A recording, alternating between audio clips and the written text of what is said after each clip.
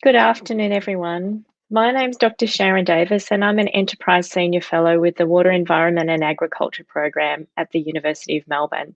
And I have the absolute pleasure of being the MC for today's webinar discussion, where we'll be talking about what does the Victorian Gender Equality Act mean for the water sector. I'd like to start today's event by acknowledging the traditional owners of the land from which I'm hosting this webinar and pay my respects to their elders past and present and the Aboriginal elders of other communities who may be joining us today. To give an overview of our series, the Water, Environment and Agriculture Group at the University of Melbourne work with industry, government and communities to find innovative solutions to tackle water security and environmental challenges. And today's event is part of a regular series discussing important issues surrounding water security, where we aim to bring together thought leaders from academia, industry and government to provide evidence-based insights and to raise the quality of debate around these key issues. This is the third year of our highly successful series, and in the past we've covered diverse topics including COVID wastewater surveillance, regional research and innovation in agriculture, the impacts of bushfires on water resources, Murray-Darling Basin issues and contaminants of concern. If you'd like to learn more about the program or view any of the earlier seminars, please visit our website. Before we proceed with the panel discussion, I'd also like to take the opportunity to thank you for joining us today, and we hope that you enjoy our new online platform for 2021. A few housekeeping things. Please note the event is being recorded and the video of the webinar will be put on the University of Melbourne's Faculty of Engineering and Information Technology webpage. And as part of today's discussion, we'll be taking questions from the audience, the panel answer. I'd like to thank those of you who've already submitted your questions, but it's not too late.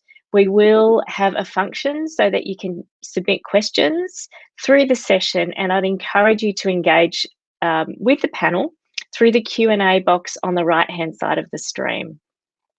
And of course, we'll try and answer as many questions as possible. If you'd like to join through social media, the hashtag for Twitter is #WaterSecurity2021. So to start with a bit of background, today we'll be discussing Victoria's new Gender Equality Act 2020 and what that means for the water sector. The Victorian Gender Equality Act will come into effect on the 31st of March 2021. It's the first of its kind in Australia. The Act sets requirements for the Victorian public sector, local councils and universities to take positive action towards workplace gender equality. Under the Act, these agencies will be required to explicitly consider and promote equality in their policies, programs and services, and also establishes the Public Sector Gender Equality Commissioner. And with that introduction, I'd like to turn with a lot of pleasure to introduce our fantastic panel for today's discussion, starting with Victoria's first Gender Equality Commissioner, Dr. Niki Vincent. Dr. Vincent is responsible for overseeing the implementation of the Gender Equality Act and plays a key leadership role in promoting gender equality in the Victorian community and workplaces. She has a wealth of experience in gender equality and organisational leadership, and this includes most recently serving as the South Australian Commissioner for Equal Opportunity since May 2016. In this role, Dr. Vincent was responsible for the general administration of the South Australian Equal Opportunity Act. So welcome, and it's just really great to have you. Thanks very much. Next, I'd like to introduce Adam Fennessy, PSM. Adam is the Victorian Public Sector Commissioner. He has over 20 years public sector experience at the state and federal levels, including 4 years as Secretary of the Victorian Department of Environment, Land, Water and Planning, and prior to that, the Department of Environment and Primary Industries. Adam worked in the private sector as a partner with advisory firm Ernst & Young, and he's also served on several boards, including the Institute of Public Administration Australia, Victoria, and Women in Leadership Australia. Welcome, Adam. Next, I'd like to introduce Lara Olsen. Lara is the Managing Director of Southeast Water, leading the delivery of water, sewage and recycled water services to 1.83 million people. Lara is also a Director of ACHRA, a wholly owned subsidiary of Southeast Water. Lara has extensive experience in the utilities sector, focused on customer experience and innovation, and before joining Southeast Water, she was the Global Head of Business Development and Industrial Products at Tesla Energy USA, and has also led business development and industrial products team for Tesla Australia. Previous roles include the Head of Strategy for City Power, Powercor, and Australian Renewable Energy Agency. Welcome, Lara. Thanks, Sharon. Great to be here. And finally, Professor Andrew Weston. Andrew is the Head of the Department of Infrastructure Engineering and Chair of Hydrology and Water Resources at the University of Melbourne. He's got over 25 years of teaching and consulting experience in catchment and waterway research, hydrology, water resources, and hydraulics. And Andrew seeks to further our understanding of how catchments work and develop a variety of catchment and water models. And his industry projects deliver innovation in catchment management, groundwater resources, catchment monitoring, water resource management, and stream water quality. Welcome, Andrew. Thanks, Sharon. What an awesome panel. I'm so excited. So to get things started, I'd like to start with you, Niki, if I could. As Victoria's first Public Equality Commissioner, Gender Equality Commissioner, sorry. Too much excitement. Every time I do a gender session, I get too excited. Could you please give us a brief overview of the Gender Equality Act and what will be different for defined entities from March 31 of this year? Sure, and yes, I share your excitement, so I understand. Thank you very much. I'd like to also acknowledge the traditional owners of the land on which we are all meeting today. The Act is going to address the drivers of gender equality, and it's going to do that through the gathering of baseline data and measuring improvements against key indicators. And those key indicators are the gender composition at all levels of the workforce and in governing bodies, workplace sexual harassment, recruitment and promotion practices, gendered segregation within the workplace, leave and flexibility, including access to family violence leave, flexible working arrangements and working arrangements supporting carers, and gender pay equity. From March the 31st, so next week, the Gender Equality Act will apply to 300 plus Victorian public sector organisations, including universities, all of local government and water corporations. The Act requires these organisations to, as you said, take action to progress gender equality within their organisation.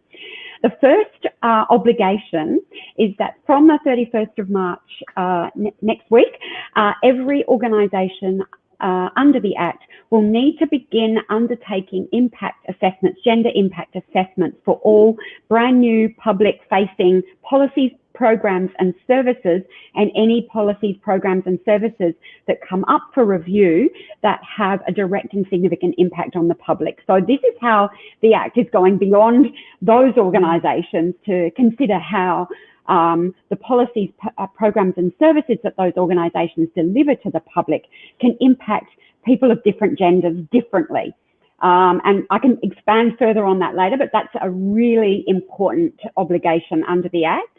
It's not one that can be confined to the diversity and inclusion units of organisations. It's one that must be spread throughout anyone who has responsibility in organisations for developing programs, policies and services. The next obligation is to undertake a workplace gender audit. So the workplace gender audit will assess the state and nature of gender inequality in the organisation against those key indicators that I spoke about. And that needs to be done post June 30 this year. So from that point, they can look back at their organisation for the previous financial year. And as I said, conduct an audit against those key indicators. And I have to say at this point, there are there is guidance material on our website for how to undertake these, all of these obligations under the Act. And we're also rolling out training for organisations over the next couple of months as well, which is free. And then finally, once they've undertaken that gender audit, they take the results of that audit to their governing bodies, to their employees and to their employee representatives and discuss that. So in consultation with the workplace, they need to then look at what the state and nature is of gender inequality and then what are they going to do about it. And so those actions and strategies that they develop need to form a gender equality action plan, which needs to be submitted to me by the 31st of October this year and then refreshed and revitalised every 4 years. But to hold organisations to account between that 4-year time span, at the 2-year mark, so on October 31, 2023, organisations will need to provide me with a progress report that looks at their the gender targets in there, or the gender equality actions in their action plan, and reports to me about whether they have in fact made reasonable and material progress towards meeting those actions or on those actions, because reasonable and material progress is a requirement under the Act. The Act also, I have to say, all of the, and at the progress reports is also when they will report on their gender impact assessments. All of the data will be published on our website, and so the data, the audit data, the impact assessment reports, the gender equality action plans and the progress reports, we will publish them, and each organisation is required to publish those on their websites. The Act also considers organisations to consider intersectionality, so how gender inequality might be compounded by other forms of disadvantage or discrimination. So, for example, if someone is Aboriginal, they're maybe older or younger, disability, ethnicity, gender identity, race, religion, or sexual orientation. And so that's a really unique aspect of the Act. It's the first time that intersectionality has been incorporated into Australian equality law, and I think it's rightly going to mean that equality is not just considered between two binary categories, but is formally recognised as multi, complex and multi-layered. Another thing that I have is the power to help resolve disputes relating to systemic gender equality issues, where an enterprise agreement or a workplace determination contains a gender equality term which expressly provides for my involvement. And the CPSU, Victorian Public Sector Enterprise Agreement has that in it, and other unions are looking at putting in that into their enterprise bargaining agreements as well. And so that's a very unique thing. It's the first time a statutory office holder has been given such powers under a federal enterprise agreement.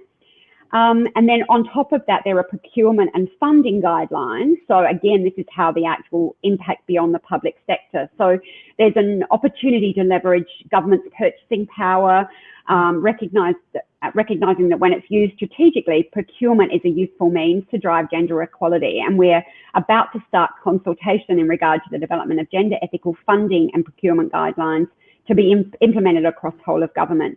And so that's going to facilitate our reach into the private sector. And then just finally, and I can talk about this later, I do have compliance enforcement powers. So the Act does have some real keys. Great, thank you for that overview. And I was really struck when I looked at the website that there's a lot of really great and accessible information on all of that. So I'd really encourage people, I'd really encourage people to look at that. Thank you for that overview. Andrew, can I turn to you now? Universities are defined entities under the Act. What's the current status of gender equality in our Faculty of Engineering and Information Technology at the University of Melbourne? And what does the Act mean for the university, and what actions are being taken? Okay, so if I start with the first part of that, engineering's a pretty challenging area we've known for a long time. And currently at the moment, 1/4 of our academic staff, so I'm going to concentrate more on the academic staff because that's where the greater disparities are. So 1/4 of our academic staff are women, 30% of our students in engineering are women. And of our students, a greater proportion of our international students are women than is the case for the domestic students. We have managed to get a reasonable representation at head of department and head of school level, but one of our really big challenge is the senior academics, the professors who are perhaps not so much in a leadership role. We're really poor in that area at the moment. We have doubled our female staff over the last decade, and we're aiming to do that again by 2025. With particular targets at different levels, but that all compares to the engineering profession.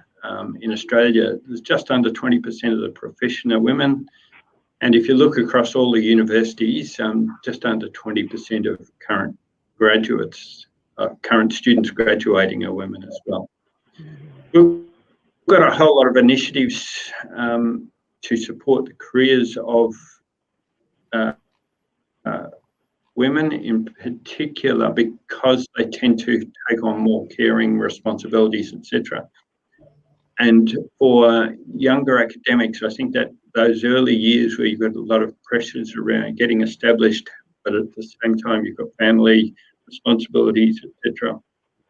That's a point which is quite risky in terms of people's careers, and so we have a lot of actions in place to try to support people with particularly through their research and that sort of thing, giving them extra funding, etc. to do that. We spend quite a lot of effort trying to attract female students, both through activities in schools and but also through things like female-only scholarships for students. I think in terms of the new Act, the reporting side is nice, but we actually already do that federally. I think this Act will add some new dimensions to that reporting, so that's good. But the thing I think that will probably be of more impact from a university perspective is the gender impact assessment side of the Act. And I think that going through that process will really help us to identify additional areas where we can change our diversity and inclusion strategies. So I think that part will be most important for us. Yeah, great. Thanks, Sandra. I think that impact analysis is potentially is going to be very have far-reaching implications. Yep, absolutely. Laura, turning to you now, there are a number of examples where Victorian water corporations have been demonstrating leadership in gender equality over the last few years. And I'm just interested to hear from you as the Managing Director of South East Water. What does the Act mean for you and what opportunities do you see? Yeah, thanks, Sharon. And I think, as your question suggests, there's been a number of actions that the water sector's already taken. I can say on a personal level, I joined the water sector about a year ago and moved back from overseas. And for me, the fact that the water corporation boards are over 50% women told me straight away that it was a sector where female leadership was accepted and celebrated. I've got an engineering background, so I've certainly worked in a lot of male-dominated environments, and I have no problem doing that. But just seeing that was a real signal to me that I wasn't going to have to fight or think about being a female leader, that it could be something that was celebrated. So I think that step across the board, and then I look at the actions that South East Water, the corporation I work for, has taken, gives me a lot of hope, and I've seen the impact that actions can have. So some of the actions that South East Water's taken to date, a number of these were before my time, so I'm really speaking about the work and effort of others and my predecessors, was around looking at the gender pay gap and making a commitment to fixing it. So that adjustment was done, and we re-look at it every year to make sure that there isn't a creep that happens through unconscious bias over time. We've taken off the labels of secondary and primary parents. We pay superannuation on that parental leave time, because that's been an area that's been really highlighted that can affect both parents, but particularly women. And so we have taken a number of steps. And if I look around me, my board is 50% female, my executive team is 50% female. We are about 50-50 as an organisation. And yet the area we still really need to work on is that sort of senior officer level. So that level for us below the executive, and also in particular teams, both in some teams where we have high levels of males, maybe more like 75-80% in some of our maybe operations or maintenance teams, and the other way in some teams where we have 80% female communications in some of our HR teams. So I think we've taken actions, but I'm excited about this Act because even though we have taken those steps, this Act will still have an impact for us. Part of that, I think, is about, what gets measured does get done. We already measure the areas that will be done in the audit, but I think we'll add an extra focus. And the second part for me is around learning. I now know that all these organisations will do this and write a plan at the same time in terms of how they can address some of those impacts. And I think sharing of best practice, sharing what has worked and what hasn't is something that I'm really looking forward to. Wonderful, thank you. And I guess just reflecting what you're saying, I've also had the benefit of the experience of what it's like to be in an organisation where the culture of greater balance and you see the other women in senior roles all around you, it really does send a message. And I'm thinking actually of when I joined DELP when Adam was secretary, which was a great when there was a real transition around that. So and turning to you now, maybe Adam, if I could, as the Public Sector Commissioner, I understand you're leading work around flexible working in the VPS. What opportunities do you see in flexible working arrangements in terms of how it can support the Gender Equality Act? And what do you think are the critical factors for successful implementation of flexible working arrangements? Because there's a lot of talk about it, but then I think people can find it a bit daunting. And in fact, after the last year, it's kind of an interesting thing to reflect on. So I'd love to hear your views on that. Yeah, thank you, Sharon. And thank you everyone for the opportunity to discuss this such important topic, and also in support of Niki Vincent and the implementation of the Act. Well, starting when I was at DELP, Department of Environment, Land, Water and Planning, and working with you, Sharon, we wanted to know from the organisation when I was there what would make the organisation more gender equal. So we started by asking our staff, and we surveyed the whole organisation, and the number one factor was flexible working. There was a very clear message that the more flexible we could make working conditions, the more likely gender equality would come into the organisation. There were many other things we did as well, but that was the number one issue. So that was a real learning, and we went all roles flex, and we influenced other parts of government, and that ended up with an all roles flex policy across Victorian government. But what we found pre-COVID is that that policy, while it was there for the Victorian public sector, for the public service, the departments, it wasn't really consistently applied, and you had to kind of really work for it and negotiate it. So in some areas it was very much applied and really worked, in other areas not so. A lot of work I've been doing, and it culminated in yesterday's announcement of a new flexible policy arrangement across the Victorian Public Service, is learning from the deep lessons, or the lessons of deep lockdown, where we all had to work flexibly and remotely if we didn't have a direct frontline service delivery role. So whether we agreed with it or not, and we talked about it for a long time, in the space of about 8 weeks, we found that remote flexible hybrid working did work because it had to work. And that's where we got used to lots of Zoom calls and team calls, and thinking about supporting communities, customers, whoever we were working for and with, but from a completely different starting point. So that disruption was difficult and challenging, and also a huge opportunity to rethink working. So the policy that came out yesterday that we've worked on across the Victorian departments and Victorian Secretaries Board shifts the debate from we were 5 days a week in the office, if that was your default working arrangement, and flexibility comes from there, to a new starting point of 3 days a week. And we did a lot of monthly pulse surveying during lockdown, and we found that most people were interested in the idea of maybe 2 to 3 days a week in the office post-COVID, and maybe the other 2 to 3 days either from home or from a more local working hub, like more local to where people lived. So the learnings from that was firstly to listen to staff around their preferences, to learn from the benefits of remote flexible working, which were quite profound, and also to keep a very careful eye on some of the disbenefits or challenges of remote and flexible working, of which there were as well. So the new policy talks about the 3-day default as a starting point to then negotiate your flexible working, which could be more than 3 days, it could be less than 3 days. And it is dependent on what your organisation does and its service delivery, and also your wellbeing needs, your ability to perform your work, and an idea much more around delivering to outcomes rather than delivering to time in office.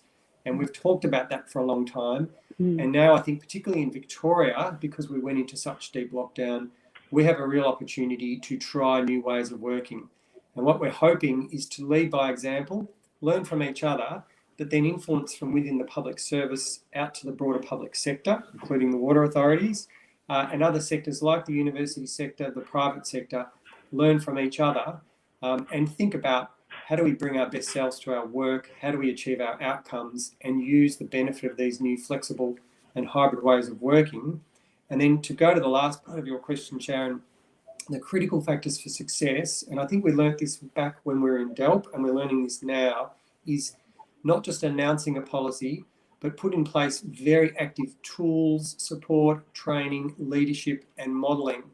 A critical learning I have found over the years is flexible working has to be modelled from the managing director, CEO, all through the organisation.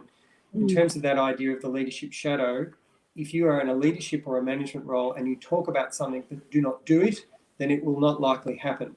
So not only is this support, tools and training for staff at the manager level, it's for senior managers, senior executives, so we can all model flexible working. So, I've spent a lot of time working remotely and from home. We're all starting to move into the office, but we're learning from each other what new hybrid ways of working look like. So we get the best of personal interactions in an office space and maintain and continue the best of that remote and flexible working.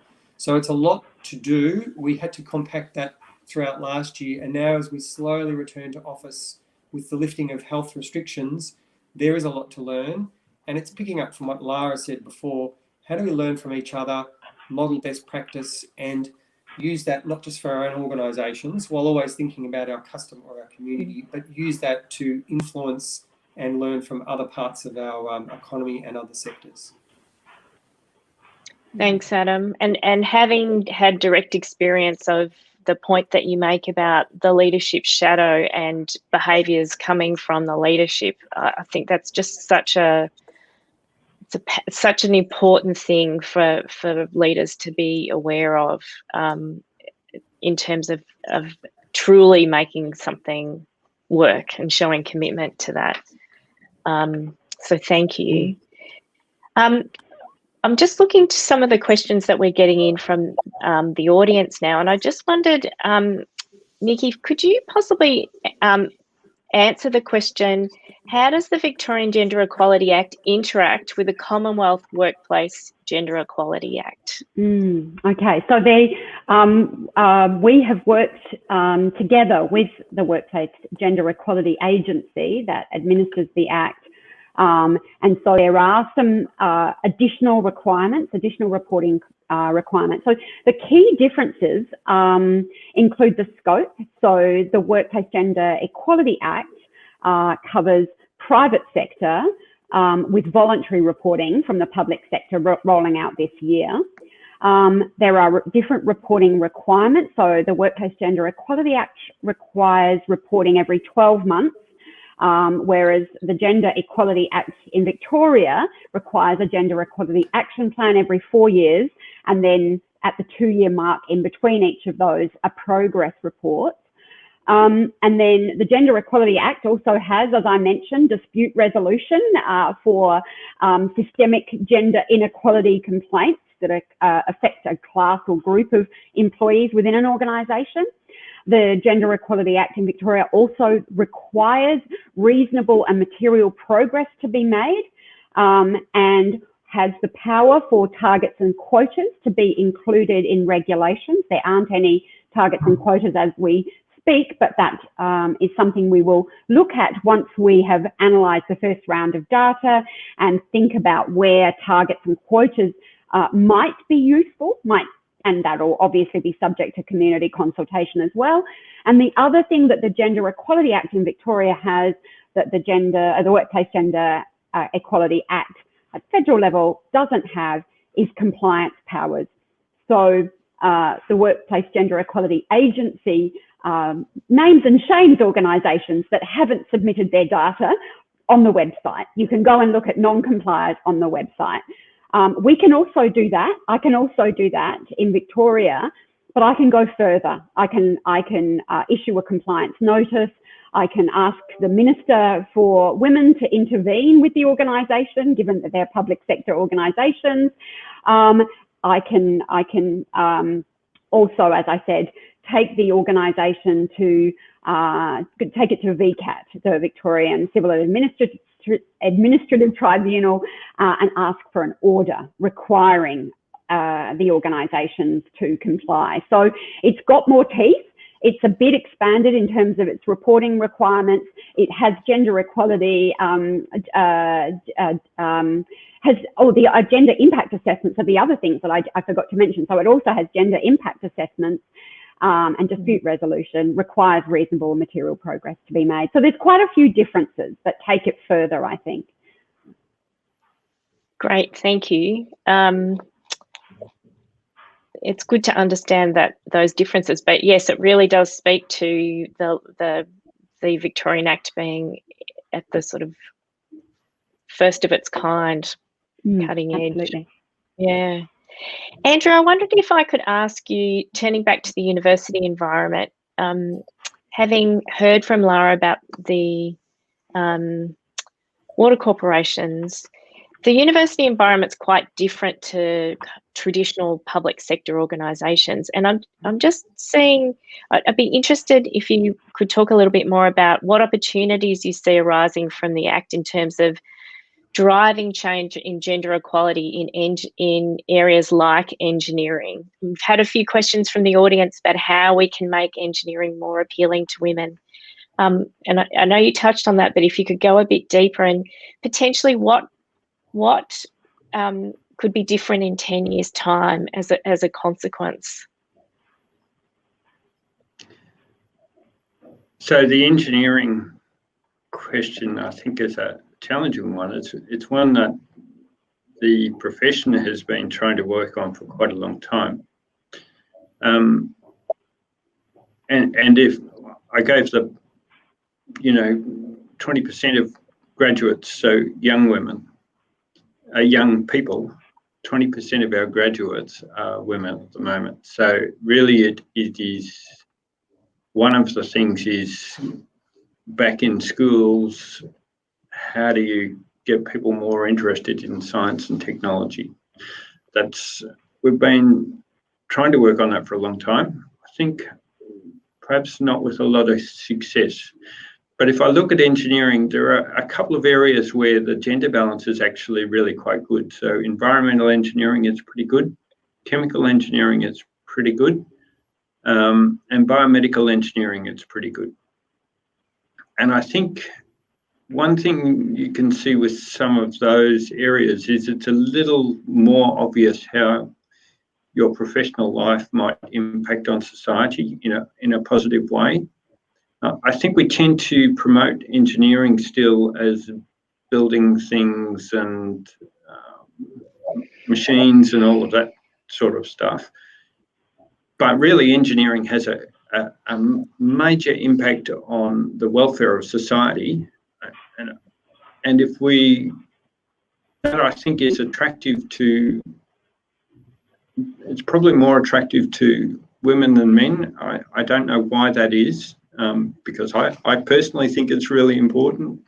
But I think if we can shift the narrative to one where you can have a really positive impact on society through engineering, maybe that helps us with the whole who wants to be an engineer in the first place. We've then got to make sure that we carry those people through, that we've got the right sort of working environments and everything that makes them feel comfortable in the engineering profession. That's changing slowly over time, but we've got to keep redoubling our efforts. I think from the university perspective, I'm hoping that this is another opportunity to keep working on that change, but it's been really slow, and that's a little bit dispiriting at times. So I do hope we can change the dial on a couple of things. One is that the number of women wanting to do engineering in the first place, and that really goes back, I think, to really deep roots in how we raise kids, how we condition kids of different genders to, in terms of what appropriate careers might be and all of that sort of thing. And I think with more and more focus on this, and this Act, one of the things it does is just increase that focus. So hopefully that can shift the dial. So I would like to see in 10 years, 50-50 in the faculty. We've got our 50-50 target for senior lecturer by 2025 at the moment. I would hope that we could achieve that 50-50 in 10 years' time across our whole engineering workforce in the university. We'll keep working on it, Sharon. Yeah, I do wonder, reflecting on the panel's conversation, the potential contribution of gender impact assessment in the longer term and how that starts to further illustrate impact in a different way. And linking that to engineering obviously has a huge contribution. So that, I guess, just listening to the panel, I think that's a great opportunity. Can I pick up on a comment you made, Andrew, and reflect back in terms of, we've got a few questions coming in from the audience around if the panel could give us any guidance on how young people in schools could be empowered to achieve gender equality, so we have an aware workforce. And another question around if a student or a small community group wanted to simulate gender impact assessment, how they could go about that or have that assessed. So I wondered if any of the panel reflecting on want to sort of tackle that, really a potential appetite for the Act to be extended beyond the initial requirements. Well, I can certainly talk about the gender impact assessment part of that question. The guidance materials, and I noticed there's another one, a question, is it envisaged that there be best practice guidance and working groups to collaboratively develop action plans? And there absolutely is. All of the guidance for how to undertake gender impact assessments and audits and gender equality action plans, comprehensive guidance, is available on our website. And it's not just available to the organisations that are covered by the Act. Anyone can access that, and lots of other organisations and groups are doing so. So I think it's a brilliant idea to, test out the gender impact assessments in any organisation, in any way that you like, on any kind of program, policy or service that you're developing or currently delivering. And you can use the guidance that's on our website to do that, because it is something that I think, as you've said, Sharon, is going to really shift the dial. I think what we see this as potentially doing is embedding consciousness around gender equality into our work on a business as usual basis. And when that happens, it makes it so much easier to shift all the other things within the workplace as well. So I think it's a real key, and I would love it to be utilised outside of the organisations covered by the Act. And I do agree that, you know, obviously this is not a problem in regard to the engineering side of things. This is a pipeline problem that starts way, way, way before universities. It starts with the moment children are born, or even before they're born, when we start to think about what gender they might be and start thinking about what that will be like, and we start buying things that, you know, that for boys or for girls. That is all part of this problem. And, you know, so much more often boys are, I mean, this is changing a bit, but it's not substantially. Boys are given building tools and construction kits, and girls are given, you know, shopping and dolls and, you know, cooking kits and things like that. So that's where this problem starts. And obviously universities aren't going to be able to solve that alone. It's a community problem, it's a societal problem. And, you know, there's only so far that Gender Equality Act can go in that regard. But it is something that I think will begin to raise awareness and embed a culture of considering gender equality more broadly beyond the public sector. Yeah, and maybe Sharon, if I could, oh, sorry.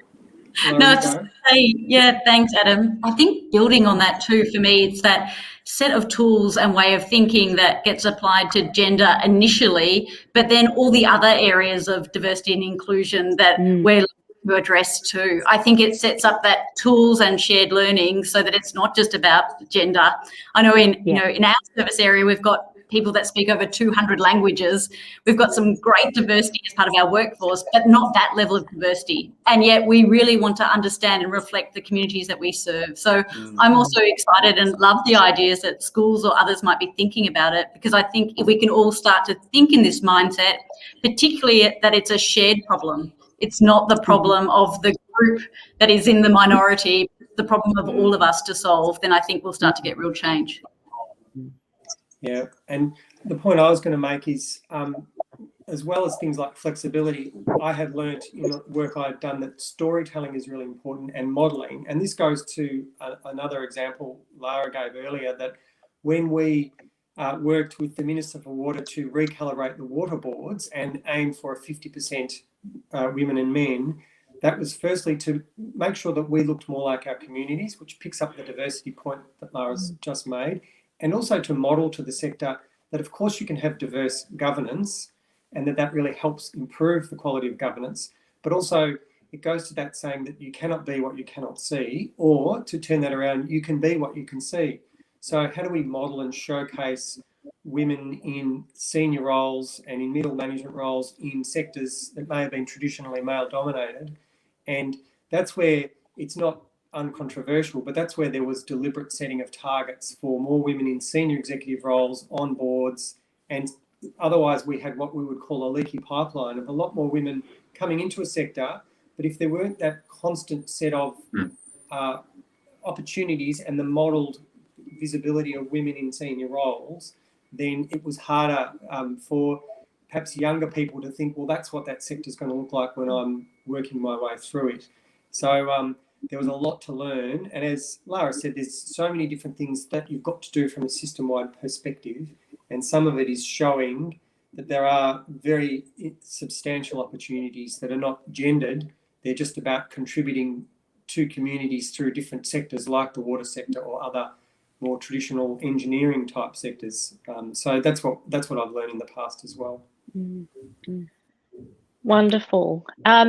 So many questions, and keen to just leaping or stepping off that piece around you can't be what you can't see. Lara, I'd love to ask what your experience has been as a woman in a leadership role in some traditionally male-dominated areas, I guess, and what do you think might be a consequence of the Gender Equality Act in terms of the experience for other people? Yeah, I think, my experience has been mixed, it's fair to say. From being in engineering for 25 years, it certainly has improved. My first experience was on a mine site where I was the only female there. And I think that their step that they took was to remove the Playboy magazines from the tea room as a nod that I was going to be on the mine side. And that was sort of what they considered to be helping towards gender equality. Obviously, we've moved a long way since then. And from my own perspective, on a personal level, I found great support in the water sector. We have 19 managing directors, and I feel supported by both the males and females. But we also know that that's not necessarily the experience of everyone. That we have a program that runs at the moment that looks at some of our key leaders coming up, and certainly that's been really impactful in terms of hearing about the stories still of unconscious bias, of different comments that still get made that you can sometimes think have gone away. And I think I am conscious that as a managing director, you get to see some aspects but not others, and that tells me that we still have work to do. And we as a MD cohort recognise and see it as a shared problem that we still want to keep working on that. That said, I really firmly agree with Adam about seeing different models, be it both flex and diversity, inclusion, different ways of doing it with a focus on outcomes. Because I think when you can see that around you, then you can start to imagine a different future. And I think that's not specific to gender. I think that is about bringing our sort of full selves to work, whoever that is, whatever family makeup that is, whatever it looks like. And I think that's the area that I'm really excited about. I think there is, the final point, some community expectations to change. Every time I think we're nearly there, I was at a function a month ago where the person leading the function knew the managing director of Southeast Water was coming. I arrived and they went, "Oh, you're the managing director." And that tells me that for a number of people in their mind, I still don't look like what they expect a managing director to look like. So we need to keep changing our idea about what different roles look like. Great, thank you. Adam, I wanted to turn to you now and try and bring some questions together. So bear with me for a moment because I'd like to link some themes that I'm really keen to cover. But one of the things that I've experienced throughout my career is that it's primarily been, not solely, because you're a great example of this, but it's primarily been women leading the discussion regarding the need for action in terms of gender equality. And you have long been a member of Male Champions of Change, which has now evolved into the Champions of Change Coalition. And it's no longer just men, but a broader cohort of champions. And I just wonder if you could comment on why Male Champions of Change, men's roles specifically in supporting this issue. And I've had a couple of questions around, I'm just trying to also address some of the questions that have come in from the audience in terms of how do we address things like the view that, I'm just trying to find that question, the view that either it's not fair to male applicants to have quotas, potentially things like this are tokenism, but really that the role of men and the impact on men. And yeah, I'd love you to, if you could speak to that from your experience. Yeah, all right, thank you, Sharon. So the first comment I'll make is that what was called the Male Champions of Change Network was set up many years ago by Elizabeth Broderick, who was then the Federal Sex Discrimination Commissioner. And her idea was that men needed to step up and take more responsibility for achieving gender equality and gender equity. And her view on the statistics is that there are far more men in CEO roles, and they therefore needed to be more active in bringing about change in their organisations and then across society more general. So I joined that network as a public sector CEO equivalent. And the idea was that if we could at least make change in our own organisation, and there are a lot of big organisations represented, then there would be some starting ripple effect, acknowledging there was a lot of work to do. That network has evolved to Champions of Change Coalition, so we now have men and women, which I think is very appropriate. The idea still, and I say this as well for any men on this call, that it is important if you're a male or a man to think, what are you doing about it? How are you conscious about your actions, your organisation, what you bring to this. And the idea was that for far too long, for decades, centuries, millennia, it was a women's issue, a women's problem, something for women to fix. And the idea is to move that so it's not a women's problem or indeed a man's problem, but something we do as people, that we work on it together to create a better place to work and create better places to bring our, our values and drivers to our work, so we get, the broader benefits of work-life balance, and we are more engaged in serving our communities. So to me, it is really important, because there still is an imbalance, for men to be more conscious, take more of a role. And the key issue then is to take action, not just talk about it or say it's important or, wear a ribbon, but take action. So I've often reflected that championing change is a verb and not a noun. It's no point saying I'm a champion for this. It's how are you judged by your actions, and what are you doing, and how are you changing your organisation? And that's not easy, because that means pushing against prevailing cultures, embedded biases, things that you're not even aware of. And that's where I think measurement, transparency, frameworks, accountability are so important. The WGEA framework has helped, and I think that the Victorian Gender Equality Act is going to make an enormous difference because of that reporting, that legislative need to show where you're at. And I found in my experience that holding ourselves to account as a whole organisation, women and men alike, made a huge difference. And I will comment as well about targets and quotas, because that's a very controversial space. We did introduce targets into the organisation when I was starting this in DELP. We did so partly because when I first started there in a CEO equivalent role, I think we had 28% women in our senior executive. And I thought, well, that's clearly not acceptable. So we set ourselves a 50% target, and we were very conscious to put in place a whole lot of measures so that if women were getting senior executive roles, it was because of their merit and not because of the target. That's not easy to do. One way we did it was for every new role or every open role that we were recruiting to, we insisted upon a gender-balanced panel and a gender-balanced shortlist so that merit could flow through more consciously. And the whole idea of merit, particularly in the public service, people obsess about the need for merit. Merit hasn't worked in the public sector because it didn't work because we didn't have a general equal balance of people. So to me, it was about disrupting how we recruited in that case. And we only thought about that because we put that target in place as a point in time and a contextual thing.